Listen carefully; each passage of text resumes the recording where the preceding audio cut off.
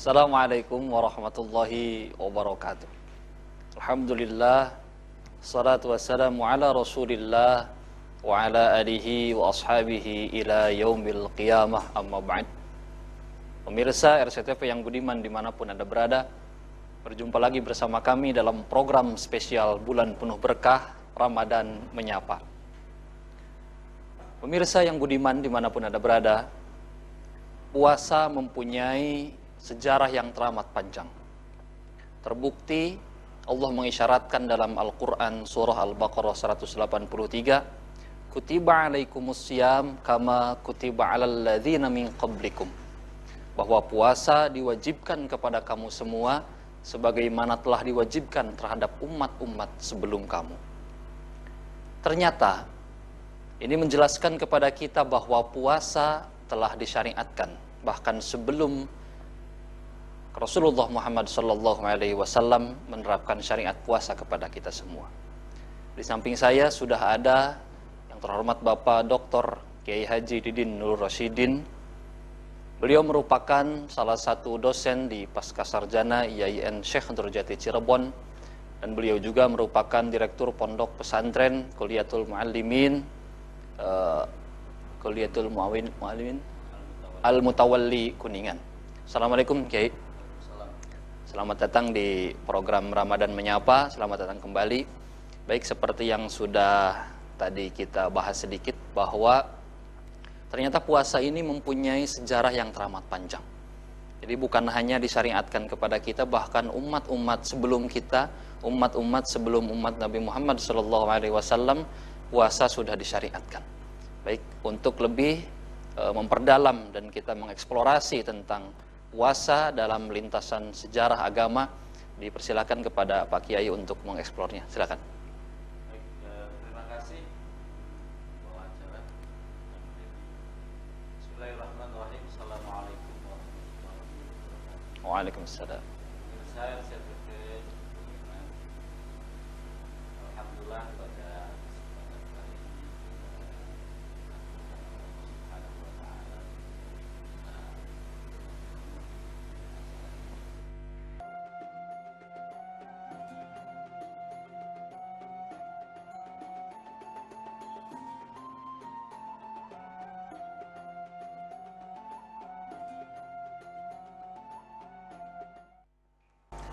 Pemirsa RCTV dimanapun Anda berada, sore kali ini kita akan membahas puasa dalam lintasan sejarah agama.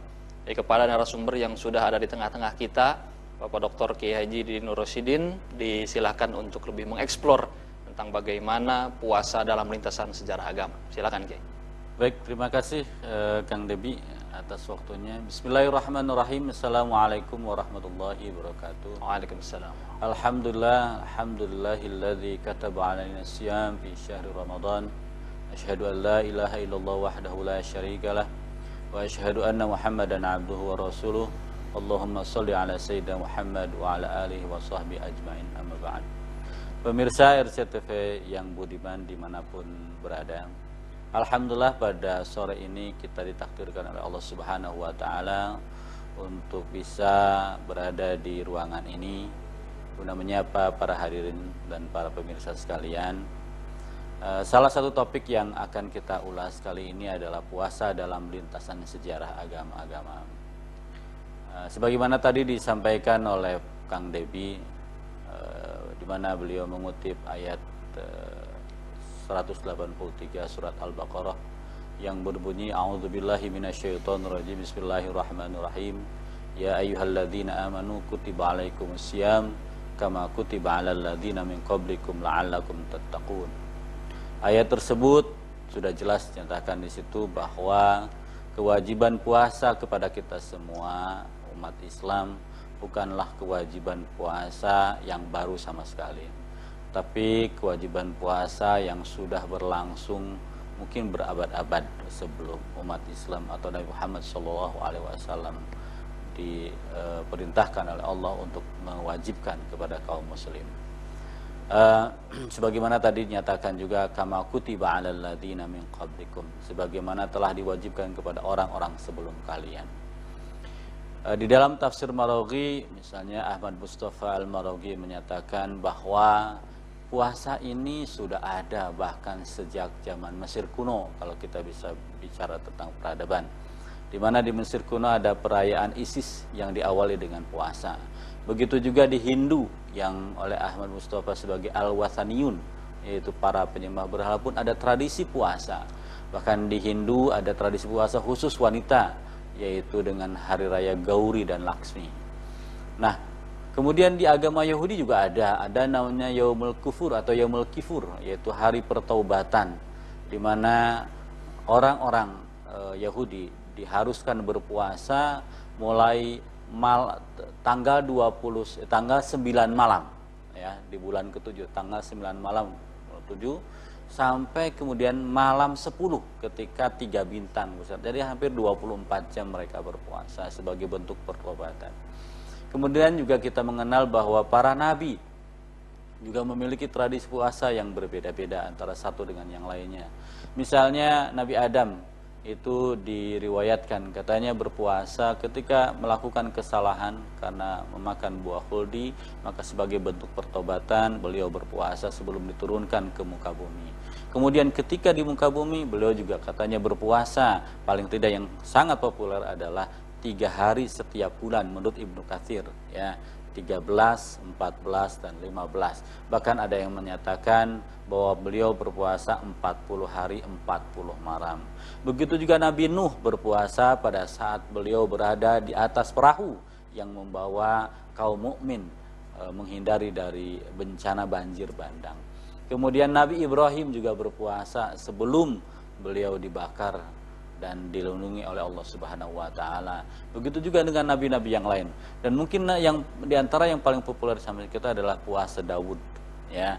Nabi Daud pada waktu memiliki putra-putranya sakit, maka beliau berpuasa selama kurang lebih 6 hari, dan ketika anaknya sakit maka beliau merubah puasanya dari 6 hari itu menjadi 1 hari puasa, 1 hari berbuka, 1 hari puasa, dan seterusnya. Ya, kemudian Nabi Musa juga ada yang tadi disebut ada Yaumul Kifur, yaitu hari pertaubatan. Bahkan diriwayatkan ketika Nabi Musa alaihissalam berada di Gunung Tursina, beliau berpuasa selama 40 hari. Begitu juga Nabi Isa alaihissalam, beliau berpuasa selama 40 hari. Dan selain puasa yang 40 hari juga ada puasa-puasa yang lain dalam tradisi biblical, ya, atau tradisi di Masihiyah, ya, agama-agama Nasrani, yaitu puasa ada yang menyebut 25 hari. Ada juga puasa 2 hari sebelum hari Paskah, ya, dan lain sebagainya. Jadi berpuasa, tradisi puasa adalah tradisi puasa yang sudah lama sekali. Bahkan juga tadi saya belum menyebut adalah dalam agama Persia, yaitu Zoroaster, ya, juga ada tradisi puasa.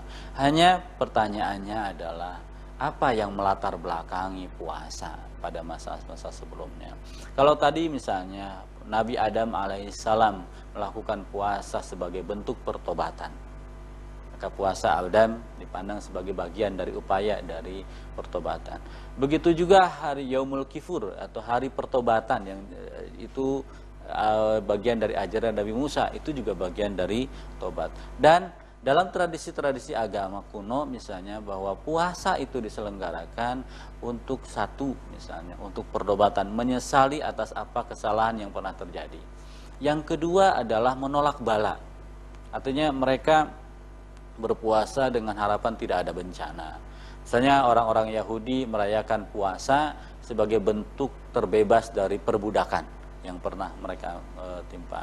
Begitu juga mereka melaksanakan puasa sebagai bentuk pelepasan diri dari penjajahan dan lain sebagainya. Nah, tetapi dalam Islam puasa tidak ditujukan untuk itu. Sebaliknya, berpuasa adalah untuk menunjukkan ketakwaan, untuk meraih ketakwaan. Inilah yang membedakan. Jadi umat Islam itu diwajibkan berpuasa bukan karena ada bencana, misalnya nih sekarang ada COVID-19 maka kita puasa. Tidak.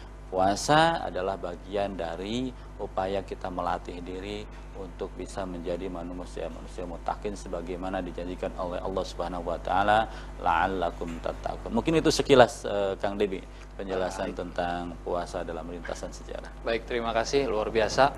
Kita menjadi mempunyai wawasan tambahan bahwa ternyata puasa itu bukanlah ibadah yang baru. Bahwa puasa itu bukan hanya kita yang menjalankan, justru kita ini bisa dikatakan umat terakhir yang menjalankan ibadah puasa, begitu ya. Yeah. Jadi sebelum umat di Kanjeng Nabi Muhammad SAW, mereka pun ternyata pernah melaksanakan puasa. Puasa ini merupakan ajaran dari berbagai lintas agama bahkan. Di Hindu ada puasa, kemudian di umat Kristiani ada puasa, di Yahudi ada puasa, bahkan di zaman Mesir kuno ternyata sudah ada puasa dengan tata cara, dengan metode yang jelas berbeda-beda. Ya, betul. Dengan penentuan hari yang berbeda-beda. Oke, pemirsa dimanapun Anda berada, Anda dapat bergabung bersama kami. Oh baik, sudah ada penelpon? Silakan. Assalamualaikum. Dengan siapa di mana? Assalamualaikum warahmatullahi wabarakatuh. Waalaikumsalam warahmatullahi wabarakatuh. Dengan siapa di mana, Ibu? Saya Bu Indra di Desa Pelayangan, Kecamatan Gebang, Kabupaten Cirebon. Oh iya. Assalamualaikum Bunda, apa kabar? Alhamdulillah sehat walafiat. Silahkan Bunda. Assalamualaikum Pak Ustadz Kiai Didin. Waalaikumsalam warahmatullahi wabarakatuh. Iya. Tadi sedikit mendengar keterangan dari Bapak, saya jadi berpikir, mengapa ya dalam Islam kok ingin berbeda dengan Yahudi dan Kristiani. Misalnya hari beribadah yang ditekankan, kalau orang Kristiani menekankan hari Minggu, orang Yahudi menekankan hari Sabtu, kita menekankan hari Jumat. Apakah ini memang karena kita ingin berbeda atau ingin meluruskan hal-hal yang salah dan lebih baik dilakukan? Bagaimana pendapat Pak Kiai? Terima kasih. Baik, terima kasih. Assalamualaikum warahmatullahi wabarakatuh. Waalaikumsalam warahmatullahi wabarakatuh. Terima kasih Ibu Indra yang ada di Kecamatan Gebang. Kiai, berarti pertanyaan dari Bunda kita ini adalah kenapa ada diferensiasi ya kalau bahasa akademisnya, karena ada titik perbedaan antara metode peribadatan khususnya dalam berpuasa yang kita lakukan dibandingkan dengan umat-umat terdahulu. Silakan. Ya baik, kita coba memfokuskan ke puasa saja ya. Jadi tidak melebar ke sana kemari.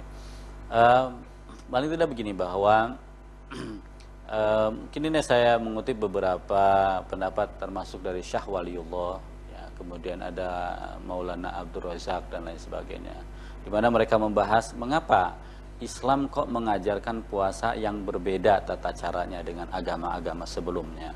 Ya, tadi saya sudah disebutkan sebagian bahwa puasa-puasa sebelumnya itu adalah bagian dari istilahnya repentance, jadi pertobatan. Ya, pertobatan.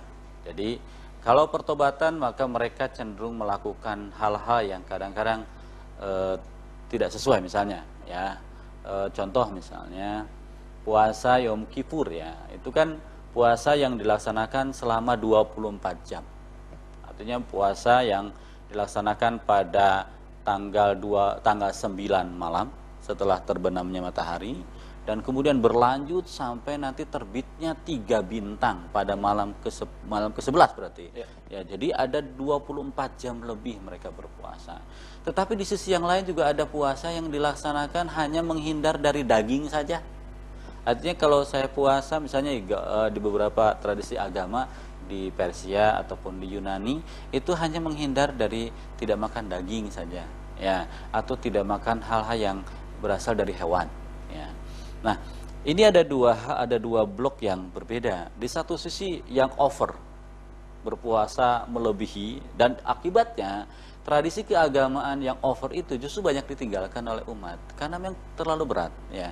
Sisi yang lain ada tradisi puasa yang terlalu simple itu, tidak ada makna spiritual sama sekali. Ya. Terlebih lagi bahwa dalam tradisi-tradisi agama sebelumnya kadang-kadang waktunya juga tidak pasti. Oleh karena itu, dari sini kemudian Islam itu menyempurnakan semua. Islam mempertahankan puasa karena puasa itu adalah salah satu metode terbaik untuk mengontrol hawa nafsu. Ini adalah bagian dari pelatihan jiwa manusia yang paling baik, ya. Tapi pada saat yang sama, bagaimana ya, cara yang baik itu, alat yang baik itu digunakan dengan tepat. Oke. Itulah kemudian ditahan dulu Kiai. Nanti kita lanjutkan. Baik, pemirsa yang budiman, intinya bahwa terjadinya perbedaan di sini adalah bahwa umat Islam itu umat wasato. Jadi umat yang midin standar, tidak terlalu membebani diri dengan hal yang sangat berat, tapi tidak terlalu juga menyepelekan hal-hal yang kecil. Maka dari situ itulah titik perbedaan puasa yang kita lakukan dengan puasa yang dilakukan oleh umat-umat sebelumnya. Kami akan kembali setelah yang satu ini.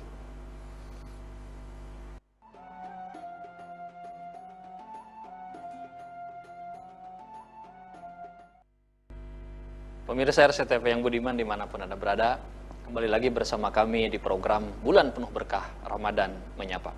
Baik Pak Kiai, kita lanjutkan perbincangan kita tadi tentang kita akan mengeksplorasi lebih jauh lagi bagaimana fenomena puasa yang umat-umat terdahulu ternyata sudah menjalankannya. Silakan Kiai. Ya, baik. Terima kasih Kang Debi. Jadi sebagaimana tadi perlu saya tegaskan lagi bahwa puasa itu telah ada sejak sebelum Islam datang. Ya, Islam dalam arti Islam yang dibawa oleh Nabi Muhammad SAW.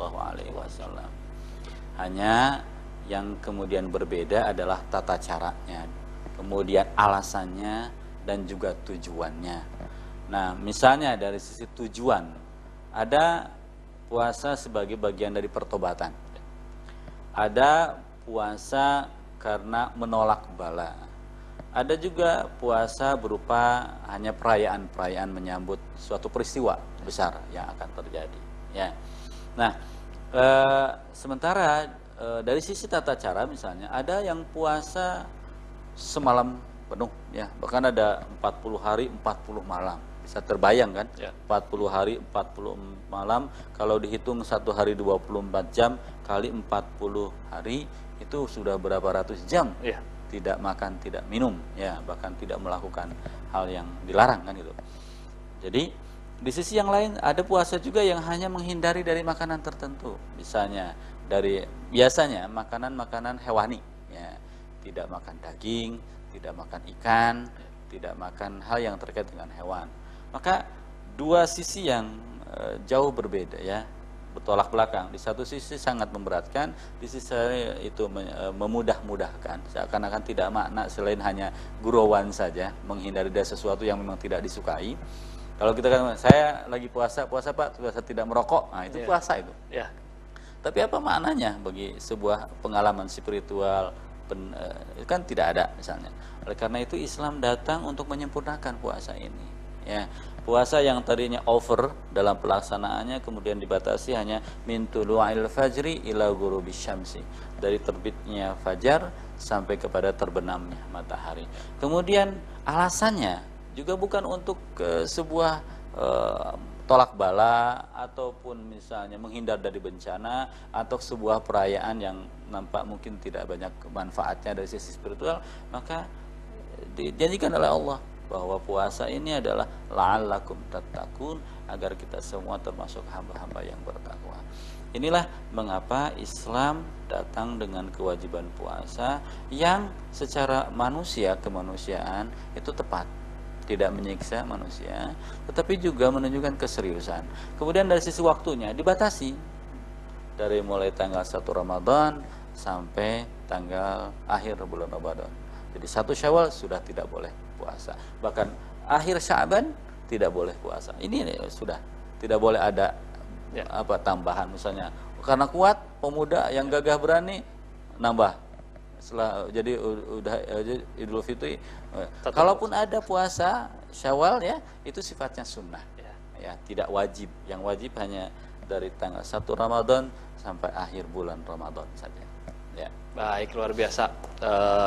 Wawasan kita bertambah lagi para pemirsa dimanapun Anda berada, dan Anda masih dapat bergabung bersama kami dalam dialog interaktif di 0231 482 138 di 0231 482 138. Baik Kiai, kita mengeksplor lagi, kita coba kaitkan dengan fenomena dalam lintasan sejarah nih, COVID-19 atau yang disebut dalam istilah Islam itu ta'un ya, atau wabah.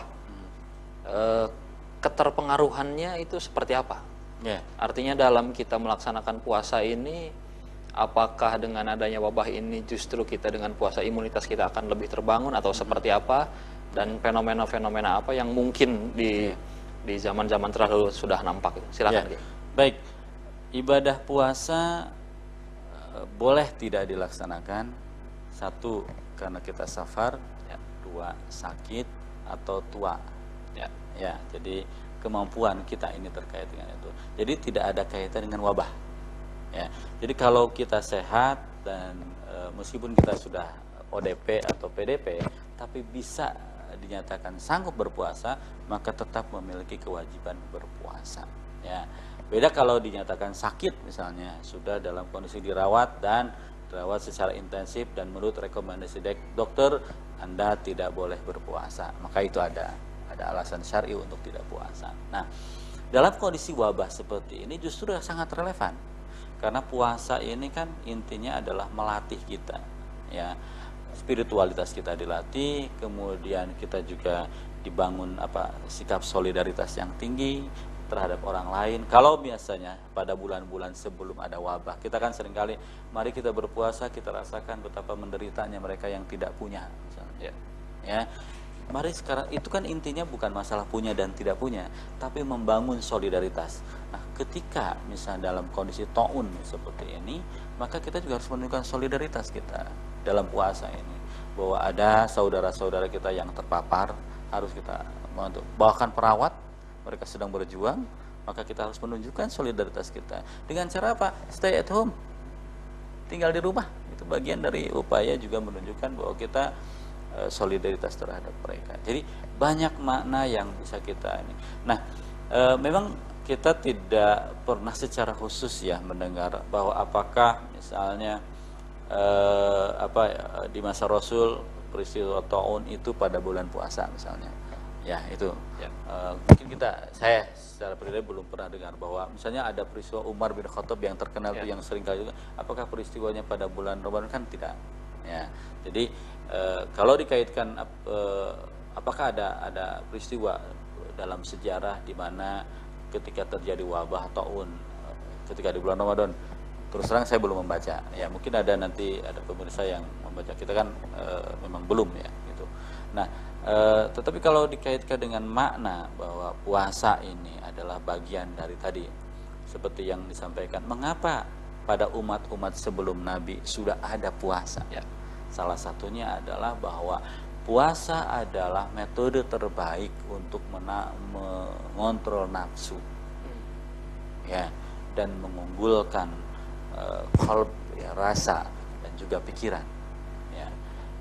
Maka dalam kondisi seperti ini tentu kita sangat diwajibkan untuk menunjukkan solidaritas kita kepada sesama, bahwa dalam wabah seperti ini kaum muslim harus menjadi pionir bagaimana caranya memimpin untuk menghentikan corona ini dengan cara yang baik. Baik, terima kasih banyak. Oke. Jadi intinya pemirsa yang budiman dimanapun Anda berada, bahwa faksusil qososo la'alakum yatafakkarun. Kita eksplorasi sejarah agar kita menjadi umat-umat yang berpikir. Artinya kita dapat mengambil hikmah, dapat mengambil sebuah pelajaran dari kita mengeksplorasi sejarah bahwa bagaimana umat-umat terdahulu, umat-umat sebelum Nabi Muhammad itu menjalankan metode puasa dengan metode yang berbeda-beda. Mereka ada yang puasa 24 jam selama penuh, 1 hari 1 malam, artinya tidak makan, bahkan ada yang berminggu-minggu, berbulan-bulan, dan tujuannya pun beragam. Ada yang untuk pertaubatan, ada yang untuk perayaan sebuah peristiwa besar, ada yang hanya untuk senda gurau semata. Nah, tapi kita sebagai umat muslim mengambil berbagai makna yang sudah terjadi di fenomena puasa yang sudah dilaksanakan oleh umat-umat terdahulu tersebut. kita melaksanakannya sebagai umat Islam adalah untuk mencapai derajat ketakwaan yang tinggi. Kiai, sebagai closing atau sebagai kesimpulan, dan silakan untuk langsung ditutup. Baik, pemirsa RCTV yang budiman, dari ayat 183 surat Al-Baqarah yang berbunyi, ya ayyuhalladzina amanu kutiba alaikumusiyam kama kutiba alal ladzina min qablikum, kita mendapatkan pelajaran yang luar biasa. Pertama, bahwa puasa adalah salah satu ibadah universal. Tidak hanya berlaku untuk kaum muslim, tetapi juga umat-umat sebelumnya. Mengapa saya katakan universal? Karena memang fakta sejarah menunjukkan hampir semua, bahkan seluruh agama mengajarkan tentang ibadah puasa ini. Yang kedua, bahwa setiap agama jelas memiliki tradisi dan tata cara mereka dalam berpuasa. Nah, Islam juga memiliki tradisi berpuasa. Nah, satu hal yang menjadi catatan mungkin pembeda, bahwa jika pada agama-agama sebelumnya memiliki alasan, latar belakang, tujuan, dan tata cara berbeda, maka umat Islam memiliki tujuan, tata cara, dan juga proses yang berbeda. Mari kita umat Islam menjalankan prosesnya sesuai dengan ajaran Islam, ya, dan yakinlah bahwa jika Allah sudah mewajibkan puasa pada umat-umat sebelumnya, itu sudah jelas menunjukkan bahwa puasa adalah salah satu ibadah agung. Ya, as-saumu li wa ana azibi, dan puasa adalah untukku dan aku yang akan memberikan pahala kepada orang yang berpuasa atas puasanya. Jelas sekali bahwa ini berbeda dengan ibadah-ibadah yang lainnya. Zakat diberikan kepada orang-orang, tapi puasa tidak ada yang tahu kecuali Allah Subhanahu wa taala. Ya, itulah hebatnya puasa, dan itu pula mengapa puasa berlaku untuk seluruh agama, tidak hanya Islam. Mungkin demikian yang dapat saya sampaikan. Semoga kita mendapatkan hikmah dari puasa kali ini yang kita sedang jalani. Sekian, assalamualaikum warahmatullahi wabarakatuh. Waalaikumsalam warahmatullahi wabarakatuh. Terima kasih Pak Kiai atas pemaparan yang luar biasa pada kesempatan sore ini. Pemirsa yang budiman dimanapun Anda berada, jangan lupa tetap saksikan program di bulan yang penuh dengan berkah ini, Ramadan Menyapa, setiap hari Senin sampai dengan hari Sabtu mulai pukul 17.00 waktu Indonesia bagian Barat. Kami atas nama seluruh kerabat kerja yang bertugas pada sore kali ini mohon undur diri dan mohon maaf apabila terdapat kesalahan. Wallahu minkum. Assalamualaikum warahmatullahi wabarakatuh. Terima kasih, Kiai.